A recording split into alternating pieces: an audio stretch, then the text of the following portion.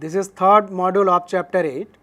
In this module, we consider another important and widely used numerical method to solve ordinary as well as partial differential equation. This method is known as finite difference method. In this method, a given differential equation is converted to a system of linear algebraic equation if the problem is boundary value problem, and if it is an initial value problem, then the given differential equation is converted to a recurrence relation. By solving the recurrence relation or by solving the system of linear equation, we obtain the solution of the given differential equation. The main concept of finite difference method is to approximate the first and second derivative to central difference approximation.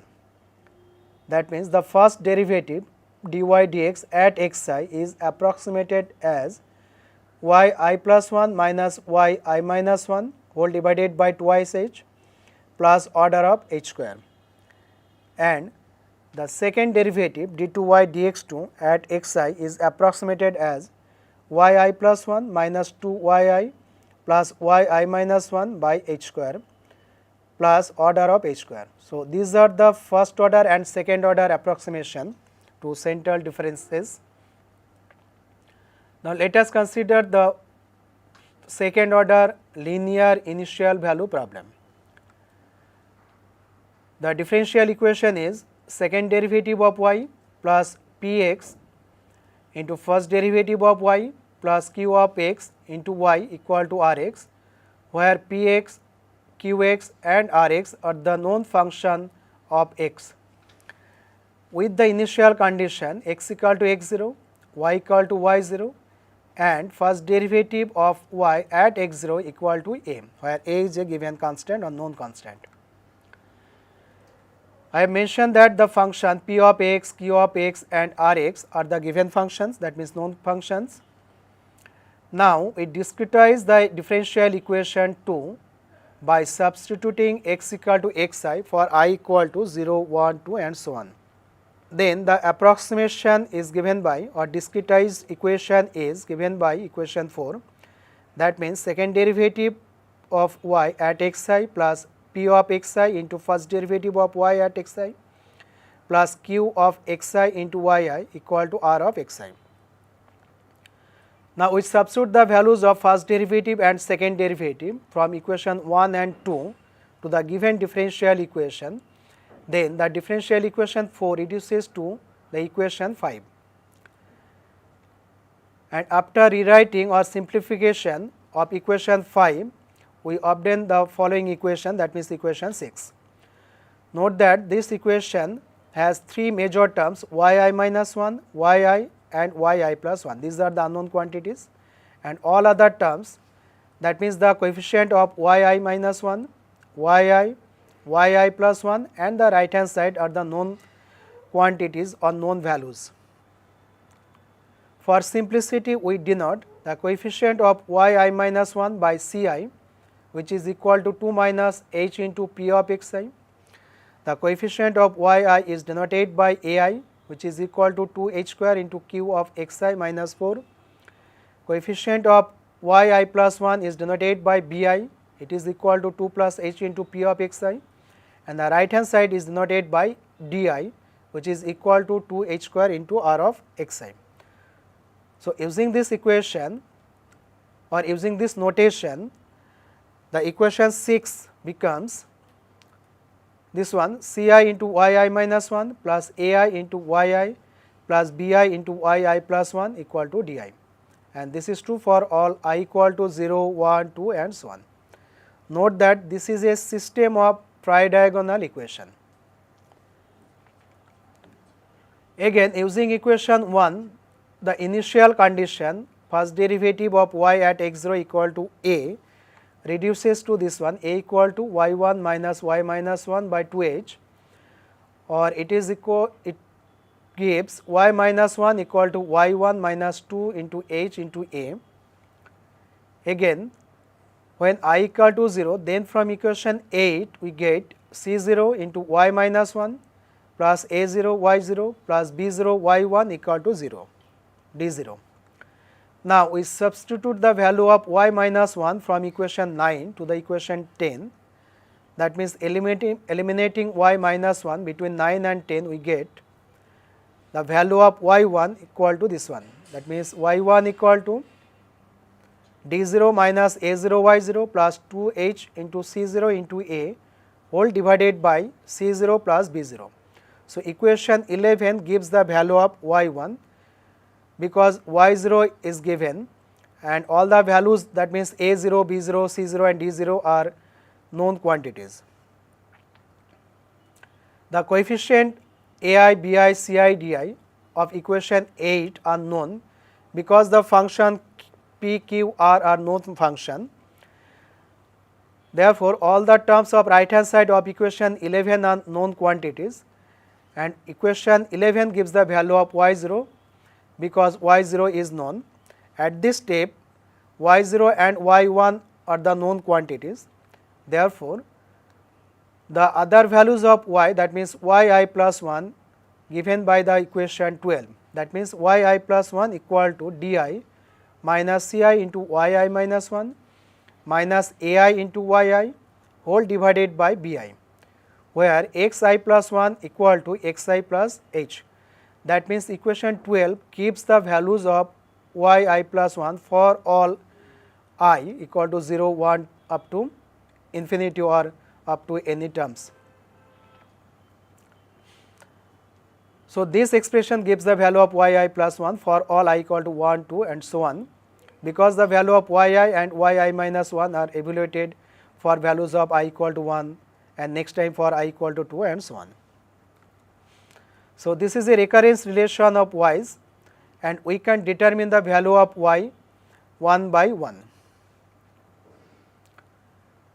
Now you consider one initial value problem. The equation is, differential equation is second derivative of y equal to xy minus 4y with the initial condition x equal to 0, y equal to 3 and first derivative of y equal to 0. And we have to calculate the value of y for x equal to 0.01, 0.02, dot dot dot 0.10. So for different values of x, we have to calculate the values of y from this differential equation. Note that in this differential equation only the second derivative is present. So we replace second derivative by central difference approximation, yi plus 1 minus 2 yi plus yi minus 1 whole divided by a square, and in the given differential equation and obtain the following system of equations. That means yi plus 1 minus 2 yi plus yi minus 1 by h square equal to xi yi minus 4 yi. This is obtained from the given differential equation. After simplification, it is reduced to yi plus 1 minus 2 plus h square xi minus 4 h square whole into yi plus yi minus 1 equal to 0. So this is the reduction form of the differential equation, and the initial condition is reduces to y0 prime equal to y1 minus y minus 1 by twice h. And from this equation we have y minus 1 equal to y1 minus 2h into first derivative of y at 0 at x equal to x0. Again from the general equation to find the value of yi plus 1, we get for I equal to 0 y1 minus 2 plus h square x0 minus 4 h square whole into y0 plus y minus 1 equal to 0. Now we substitute the values of x0, y0 and y minus 1, we get y1 minus 2 into 2 minus 4h square whole into 3 plus y1 minus 2h into y0 prime equal to 0. The last term is the value of y minus 1. That is, we get the value of y1 from this equation, that means y1 equal to this expression, and after simplification it is equal to 2.99440. And the other values of yi, I equal to 2, 3 and so on, are given by the following equation: yi plus 1 plus equal to 2 plus h square into xi minus 4h square whole into yi minus yi minus 1. So, this expression gives all values of y. This is the values of yi minus 1, yi and xi. These are required to calculate the value of yi plus 1, and the value of yi plus 1 are calculated in the last column of the table, and these are the values of the variable xi given in third column. Thus, we conclude that y at 0.01 equal to 2.9999400, y at 0.02 equal to 2.997603 and so on. These are the values of y at different values of x. And lastly, y at 0.11 equal to 2.9283339. These are the 11 values of y for different values of x, and these values are obtained from the finite difference method by solving an initial value problem. Now, we calculate the error in finite difference method to solve initial value problem. Basically, the error occurs due to the approximation of first and second derivative to the central differences. Thus, the local truncation error is given by this expression. Note that in this expression the second derivative is approximated by central difference formula. The first term is occurred due to the approximation of second derivative, and second term occurs due to the approximation of first derivative to the central difference formula.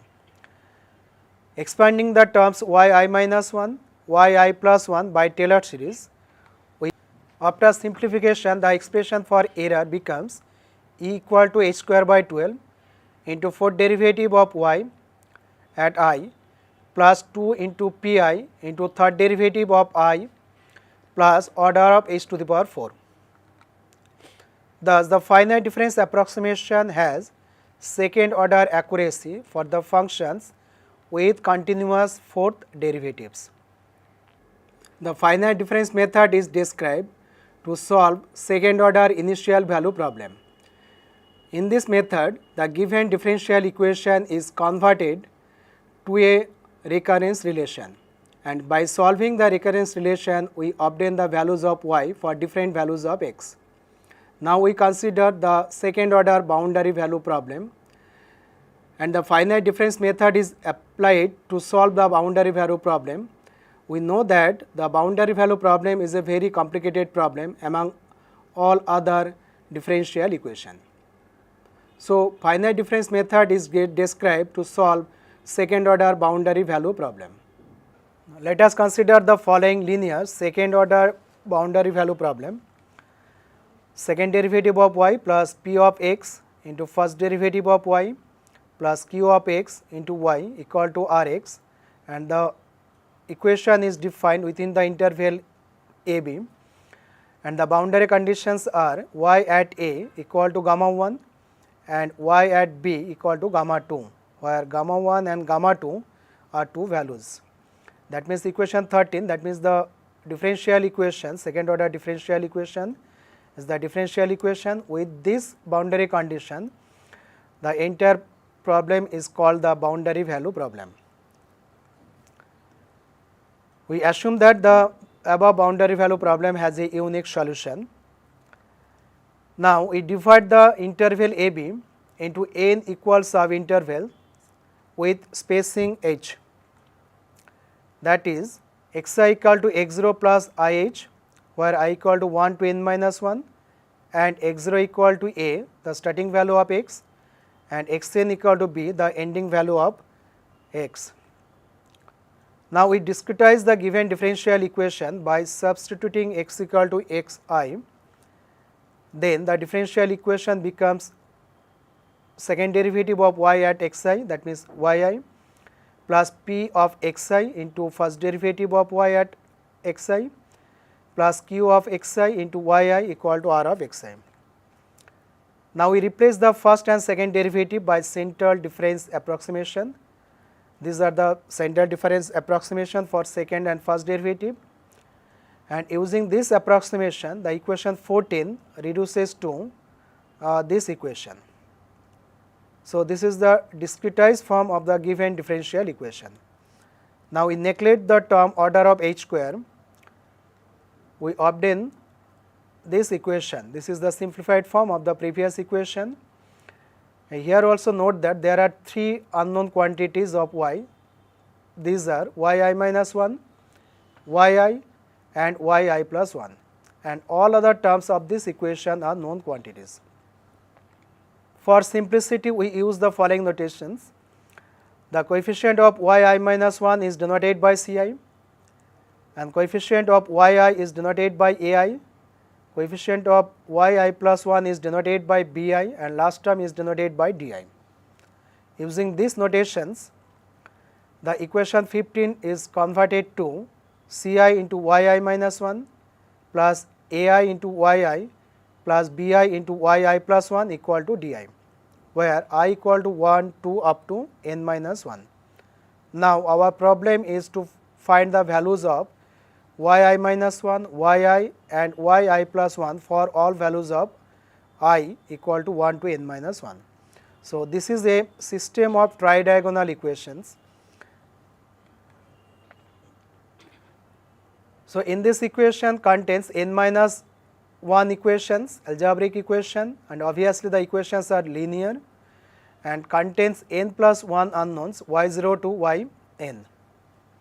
But y0 and yn are the end values, that means the boundary values, that means these two quantities are known quantities, and the value of y0 equal to gamma 1 and yn equal to gamma 2 are given, and for I equal to 1 and I equal to n minus 1, the equations are c1 y0 plus a1 y1 plus b1 y2 equal to d1, or a1 y1 plus b1 y1 equal to d1 minus c1 gamma 1, because y0 equal to gamma 1, this is known quantity. So in this equation only two things, that means y1 and y2 are unknown, and right hand side is a known quantity. Similarly, when I equal to n minus 1, the equation is this one, c n minus 1 y n minus 2 plus a n minus 1 y n minus 1 plus b n minus 1 y n equal to d n minus 1, or c n minus 1 y n minus 2 plus a n minus 1 y n minus 1 equal to d n minus 1 minus b n minus 1 into gamma 2, because y n is equal to gamma 2. In last equation also there are two variables, two unknown quantities, one is yn minus 2 and other is yn minus 1. Now the system of equations can be written in matrix notation as ay equal to b, where y is the column vector y1 to yn minus 1, b is the right hand vector given by this expression, and a is the coefficient matrix, and note that the diagonal elements of this matrix are a1, a2 up to an minus 1. The upper diagonal elements are b1, b2, b3 and so on, and lower diagonal elements are c2, c3 up to cn minus 1. So equation 18 is a tridiagonal system of equation, and this equation can be solved by any method described in chapter 5. Here y is an unknown column vector. This is unknown, we have to find the value of y, and the vector b and the matrix A are known quantities. Thus equation 18 is a system of linear tridiagonal equation containing n minus 1 variables y1 to yn minus 1, and it has n minus 1 equations. So we can solve this system of equation, and there is a possibility for the unique solution. This system of equation can be solved by any method. The solution of this system, that is the values of y1, y2 up to yn minus 1, are the approximate solution of the given boundary value problem at x equal to x1, x2 up to xn minus 1. Now we consider one boundary value problem, second derivative of y plus first derivative of y plus x equal to 0, with the boundary condition x equal to 0, y equal to 0, y1 equal to 0. That means the value of x is 0, y is 0 and y at 1 equal to 0. The boundaries are 0 and 1. In this case, nh equal to 1, that means h equal to 1 minus 0 by n. The difference scheme is this one. This is the approximate value of the given differential equation, and this approximation is obtained by central difference approximation of first and second derivative. After simplification, this expression reduces to equation 19, and the equation 19 is valid for I equal to 1 to n minus 1. And the boundary conditions are y0 equal to 0 and yn equal to 0. So, using these two values, for n equal to 2, we get h equal to half, x0 equal to 0, x1 equal to half, x2 equal to 1, y0 equal to 0 and y2 equal to 0. The last two values are the boundary values of the given problem. And for this case, that means for n equal to 2, the difference scheme is this one, y0 into 2 minus h minus 4y1 plus y2 into 2 plus h plus 2h square into x1 equal to 0. After substituting the values of y0, y2 and x1, we get minus 4y1 plus 2 into 1/4 into half equal to 0, or y1 equal to 0.0625. So, this is the value of y1, that means the value of y when x equal to half. Finally, y at 0.5 equal to 0.0625. Now, we divide the entire interval into 4 parts or 4 sub-interval. That means, we assume that n equal to 4.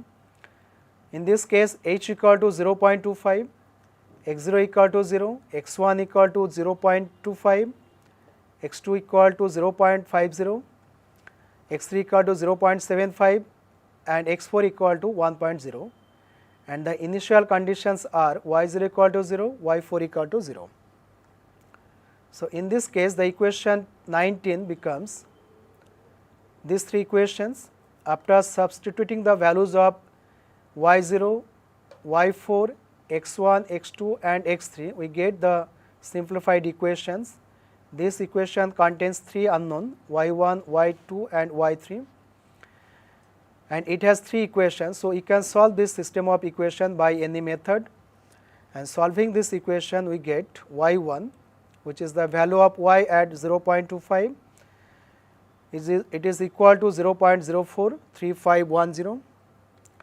Value of y2 means the value of y at x equal to 0.50 equal to 0.063462, y3 equal to 0.051205. So, this is the solution for y at x equal to 0.25, x equal to 0.50 and x equal to 0.75. So, this is the solution of the given differential equation. Now, we calculate the finite difference error in finite difference method for boundary value problem. The local truncation error of this method is similar to the error occurs in initial value problem. That is, this method is also of second order accuracy for functions with continuous fourth order derivative on the closed interval a b. It may be observed that when h tends to 0, then the local truncation error tends to 0. Therefore, the more accuracy in the solution can be achieved by taking small h. But when h is small, then the number of algebraic equations become large and hence need more computational effort. So, this is the drawback of boundary value problem by solving finite difference method. Now, we discuss the stability of finite difference method.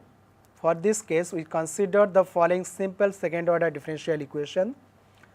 This is called the standard or model second order differential equation, which is given by equation 20, where k is a constant and very large in comparison to 1.